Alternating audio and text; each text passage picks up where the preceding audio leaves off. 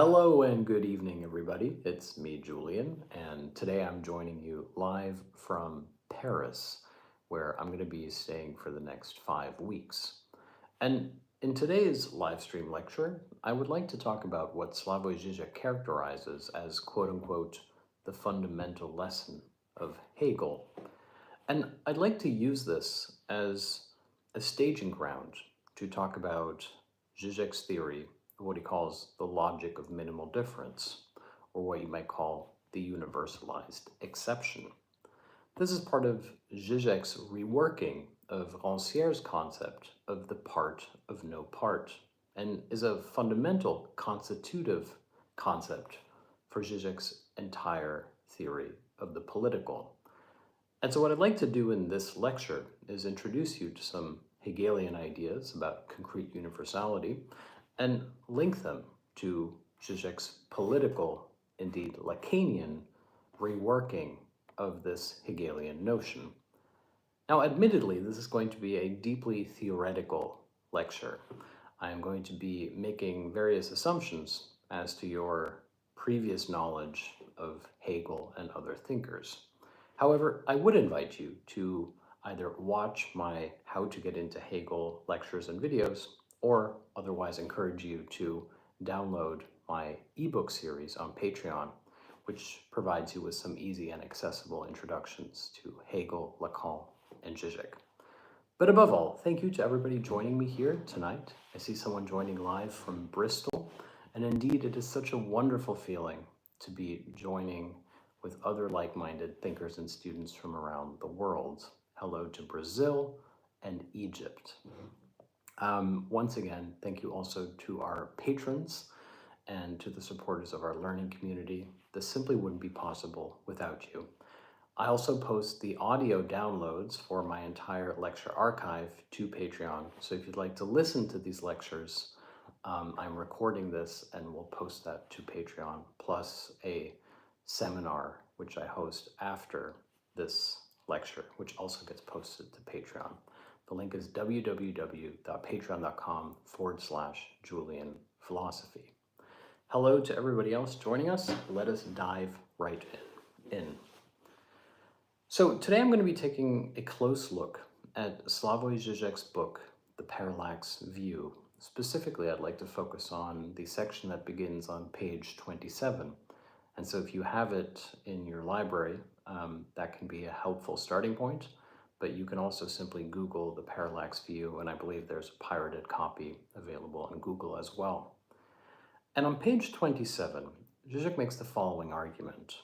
He says, the fundamental lesson of Hegel is that the key ontological problem is not that of reality, but that of appearance.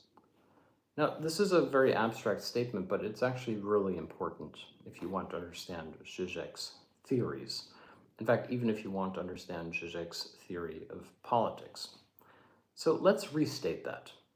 The fundamental lesson of Hegel is that the key ontological problem is not that of reality, but that of appearance. Now, it's important to note here that up until Kant, at least, the key ontological problem had been reality, namely, how does one escape the world of appearance, the world of illusion, the world of fantasy, so as to access the world of truth, of essence, of reality. This is the task, if you will, of the philosopher, starting with Plato, the exiting of the cave, the world of illusions, into the world of truth. However, Hegel inverts this basic mechanism. For Hegel, the key ontological problem, i.e. the task of philosophy, the central point of philosophy, is no longer an inquiry into essence or reality as the opposite of appearance, but instead into the nature by which reality appears as its own appearance, as it were. As Žižek puts it, the question is not how one can escape appearance into reality, but rather how does within reality appearance come about as such. This is what Žižek calls the minimal ontology of parallax, which he also likens to a Mobius strip, which I like to liken to a chiasm, namely not a binary opposition between reality and appearance, but between essence and illusion, but instead, if you will, a chiasmic A, B, X, B, A, or dialectical form by which reality itself appears and appearance itself contains a key as to reality. Once again, this is very abstract, so please do bear with me for a moment. I will eventually lay out how this connects to Žižek's politics. Perhaps I can give you an example already. Consider the difference between nonfiction and fiction. It would be wrong to say that nonfiction deals with reality and that fiction simply deals with appearance. This would be a simplification. After all, as Adorno already wrote, perhaps art or fiction is simply the lie which tells the truth. In other words, there are certain things which can't be fully grasped by means of nonfiction. There are certain essences as to the human experience that we can't explain in a documentary sense. We can only explain them by means of fiction, by means of telling stories, by means of putting it into a narrative, a lie which tells the truth, as it were. For example, if you were to go and make a documentary about love, you couldn't simply put a camera into somebody's apartment and film two people who are in love. This wouldn't really tell you what it means to be in love. Instead, you have to write about love. Think about Shakespeare's sonnets, for example. Hence, sometimes the fiction, the appearance, the lie, actually gives us access to a truth which can't be expressed by means of nonfiction or documentary or mere reality. In other words, on a very basic level, you could say that instead of there being a binary between nonfiction works, documentary works, and fictional works, where one of them speaks truth and the other one speaks falsehood, fiction expresses that which cannot be expressed. It's the dimension of truth which remains withheld from nonfiction. And vice versa, nonfiction gives us the analysis of the real world that sometimes is eluded in the fictional account. In other words, nonfiction and fiction aren't binary opposites in the same way that essence and appearance for Hegel are not binary opposites. They're dialectically intertwined. They essentially complement each other. And Žižek's argument is quite similar. He says there's no neutral reality in which or to which appearance is the antithesis. Instead, reality itself must appear in some way. In fact, the central Hegelian wager is that reality, as it appears to us, is always already its own appearance. This is essentially a radicalization of the Kantian problematic.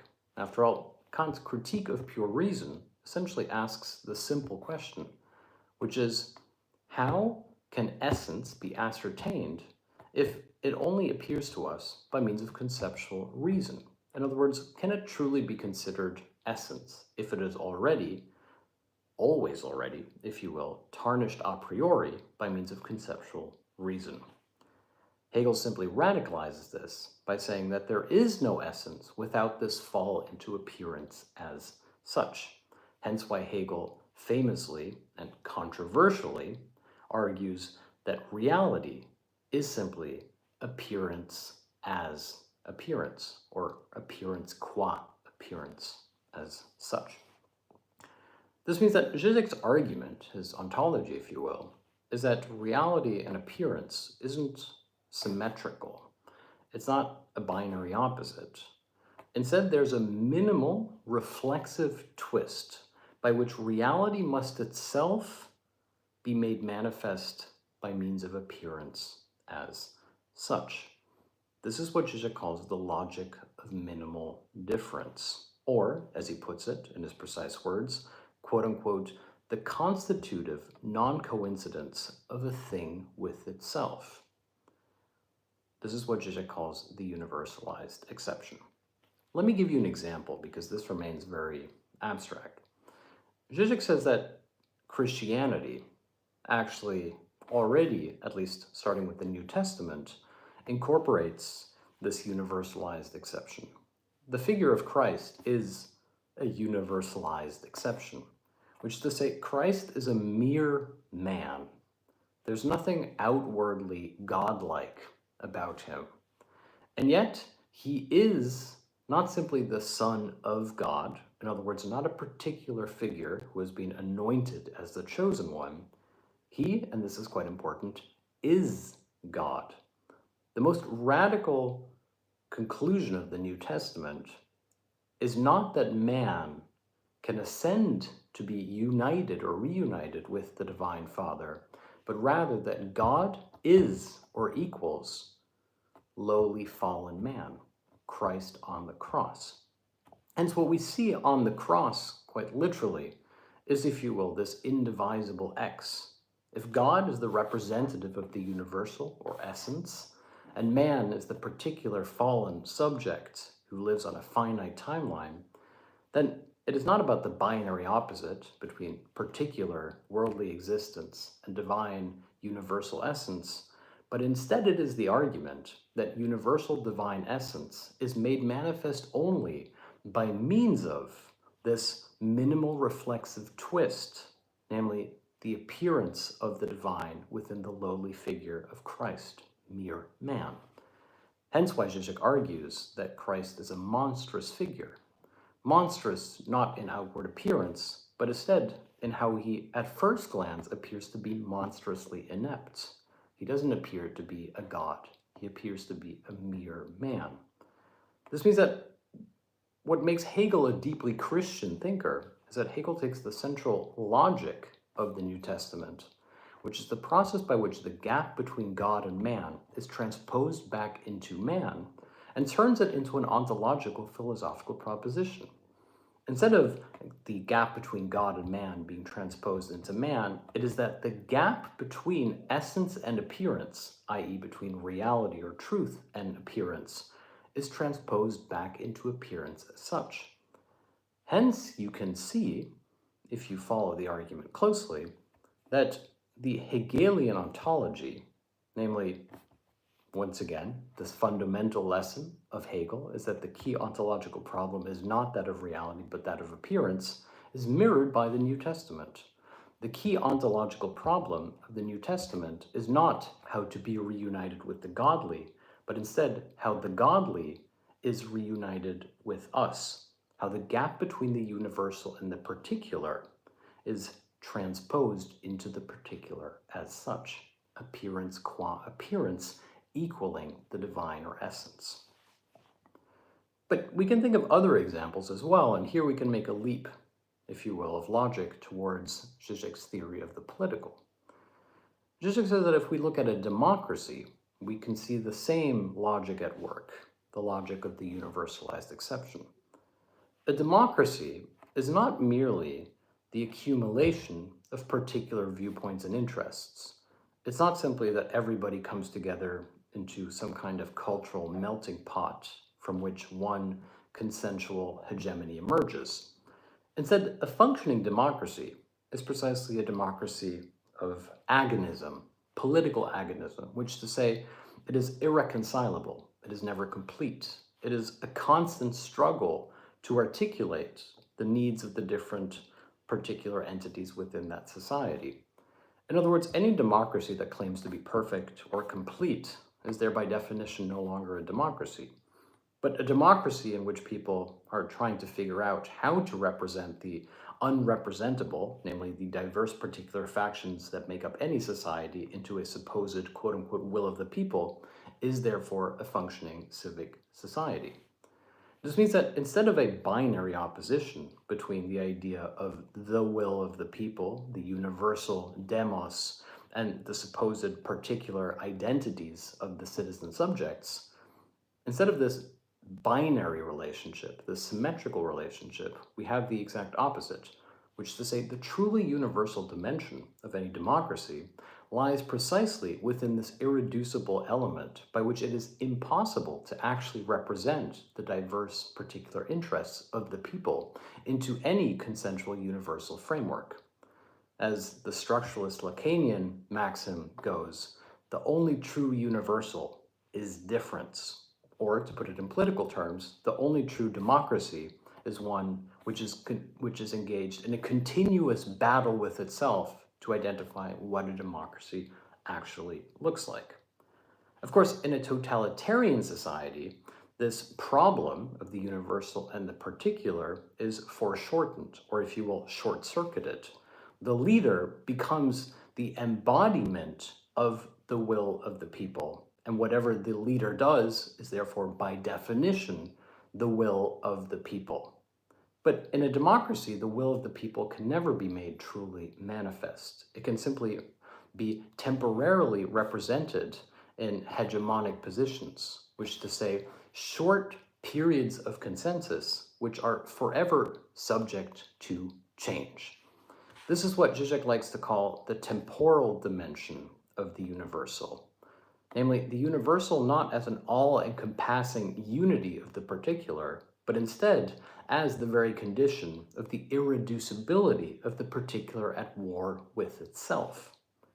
Hence, it's important to note here that Žižek's concept of the political is essentially a Hegelian one.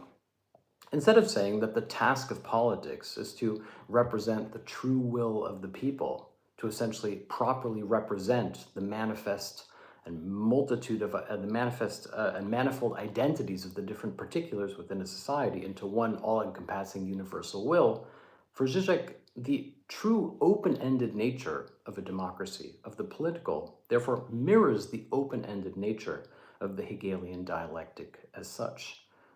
And this is why Žižek argues that it's wrong to consider Hegel as this solipsistic mystical thinker who has a predetermined sense as to the unfolding of history and where it is going.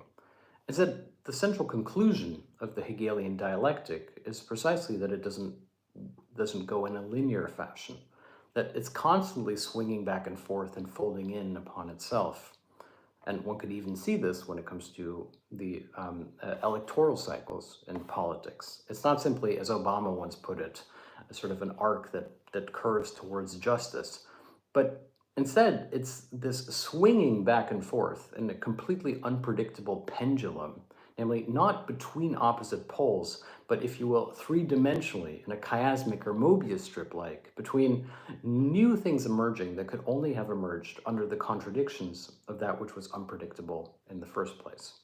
This is not chaos for Hegel. For Hegel, what makes this, if you will, universal is precisely that it is the reoccurrence of the particular at war with itself, what famously in Maoism would be elevated to the very structure and principle of all society, namely the lesson or rule of contradiction.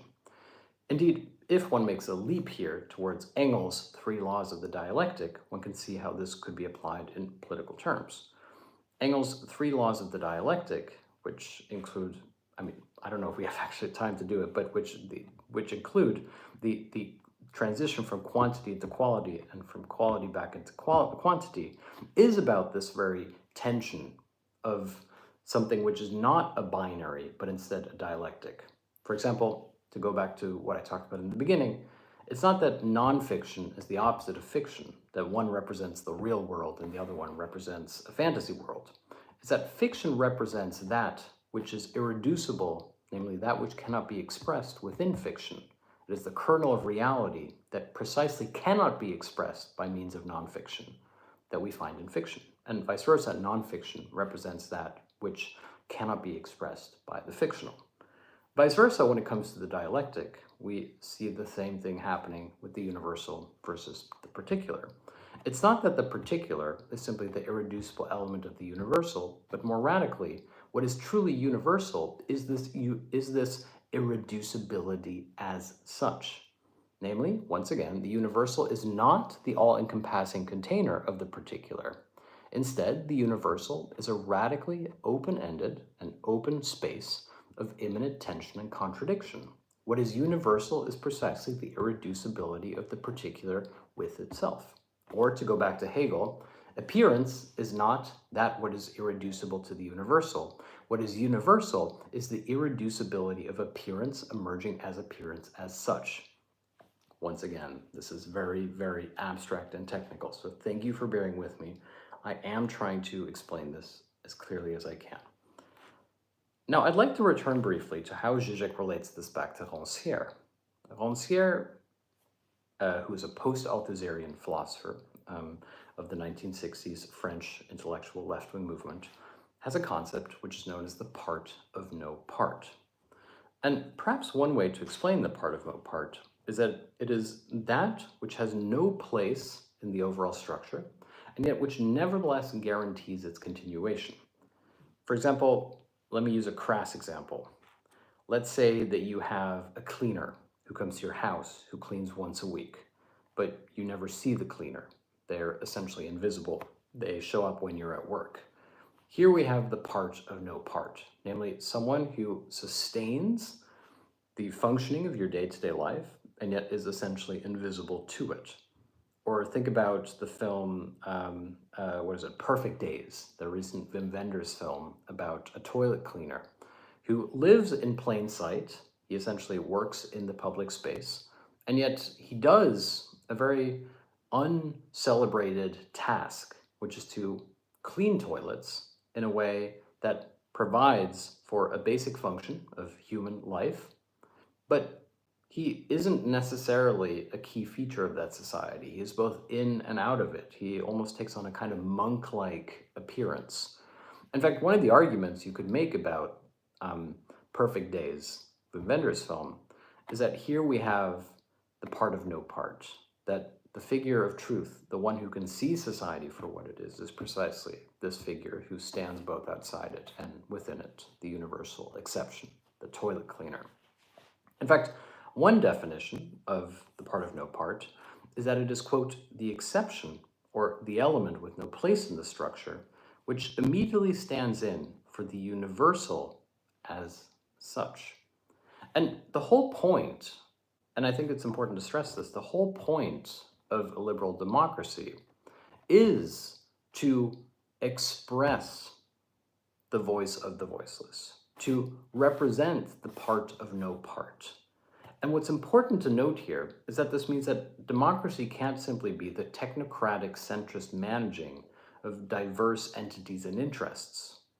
Instead, it is the very process by which that which cannot be universally expressed, namely the quote-unquote will of the people, has to be, by means of some deliberative action, be articulated in legislative and executive functions and actions, a project which is therefore never complete. And now we can actually go back to Christianity, because, and this is something that Žižek points out as well, Christian universality, the logic of Christian agape, universal love, is precisely not tolerance. It's not to say we tolerate everybody. We're a multicultural, all-encompassing faith in which every identity is welcomed. This in itself would be a post-ideological, liberal capitalist stance, the opening up of a transparent, multicultural marketplace in which everybody's interests are equally guaranteed, etc. Instead, Christian universality is not about tolerance as such. It's about struggle, which is to say, the central lesson of Christianity is that what unites us is that we all struggle, that we all feel pain, that at the end of the day, it doesn't matter where you're from or what color your skin is. What we have in common is this struggle. And if we choose to struggle together, which begins by articulating this struggle, which is a form of collective action, we therefore have found the universal within what appears to be the particular experience of our pain. I.e., what connects us is precisely this pain. When you experience pain, it feels like you are the only person in the world to experience it. It feels like it is unique to you. And then you realize that the one thing you have in common with everybody else is that they too are hurting, that they too experience pain in many different and often indescribable ways. Hence, you realize that what appears to be the particular is in fact the precondition for the discovery of the universal.